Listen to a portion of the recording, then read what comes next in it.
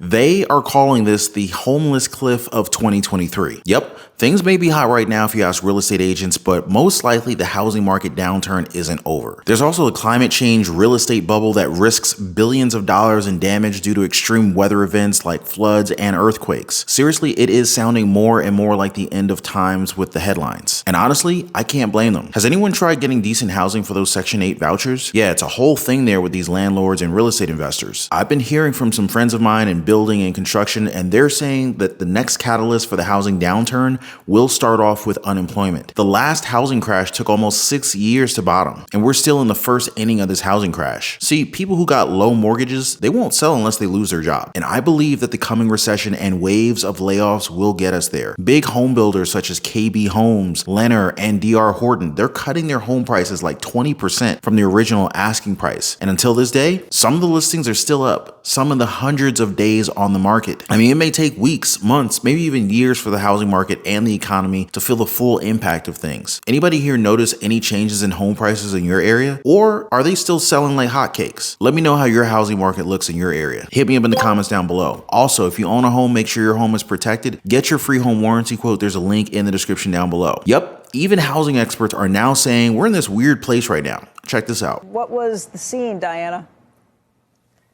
Well, it was really kind of amazing, Becky. Look, we had been hearing rumblings that things were suddenly heating up, so we went to a listing just over the D.C. line in Bethesda, Maryland. The 3-bedroom, 2-bath home was just listed at about $1 million, which the agent called a first-time buyer property. Folks started arriving before the official start time and just kept coming. The agent said she also has 40 appointments for private showings. I actually thought, my God, this is amazing. Look at how fast it turned on a dime. We went from no showings and nobody coming to open houses that every single thing that I've launched in the last couple of weeks has had multiple offers.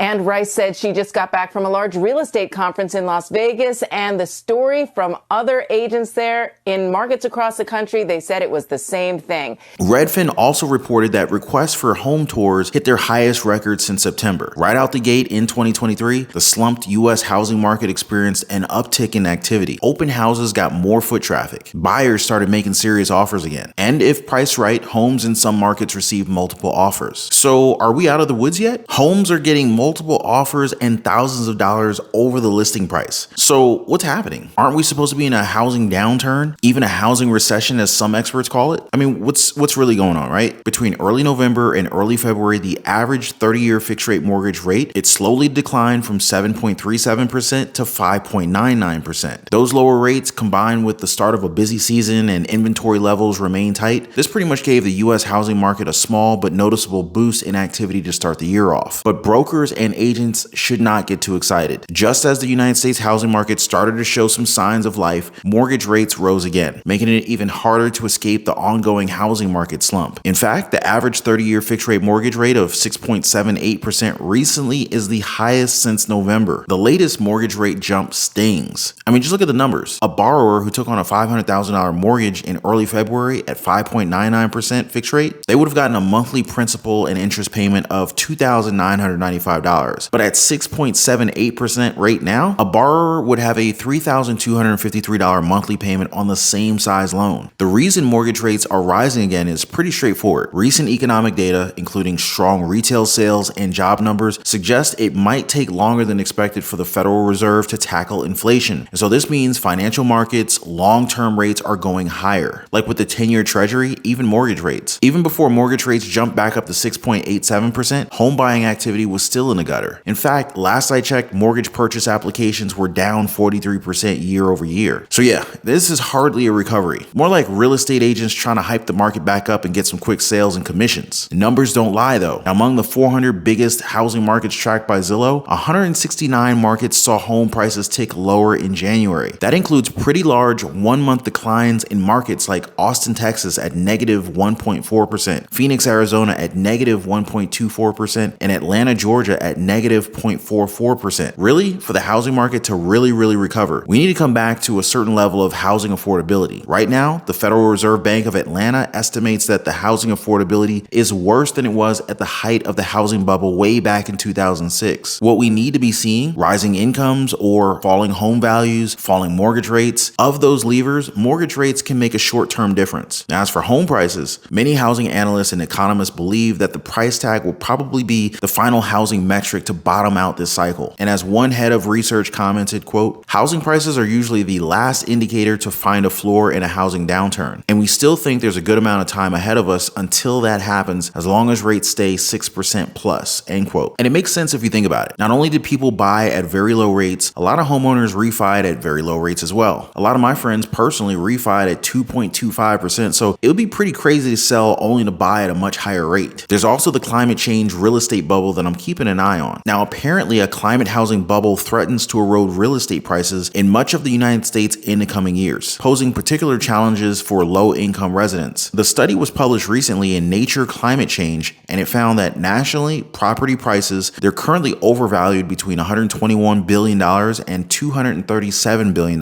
when compared to the actual flood risk. So what they're saying is that the current prices mask the true danger that these properties are exposed to because of factors such as outdated FEMA flood maps, incentives in a national flood insurance program, and home buyers who lack climate change information. The authors found that right now, 14.6 million properties face at least a 1% annual probability of flooding, putting them in a so-called 100-year flood zone. If emissions continue the way they are, this number is expected to increase by 11% in a mid-range emission scenario, with average annual losses spiking at least 26% by 2050. In dollar terms, the areas with the greatest property overvaluations are along the coasts, where there is overlap between rising seas, fewer flood disclosure laws, and a high number of residents who may not view climate change as a near-term threat. Once the higher flood risks become evident, homeowners will lose equity in their properties, which is a higher threat to lower-income homeowners. Recently, a trio of analysts coined an apt term for this phenomena: the housing theory of everything. Housing costs are perverting just about every facet of American life everywhere. What we eat, when we eat, what music we listen to, what sports we play, how many friends we have, how often we see extended families,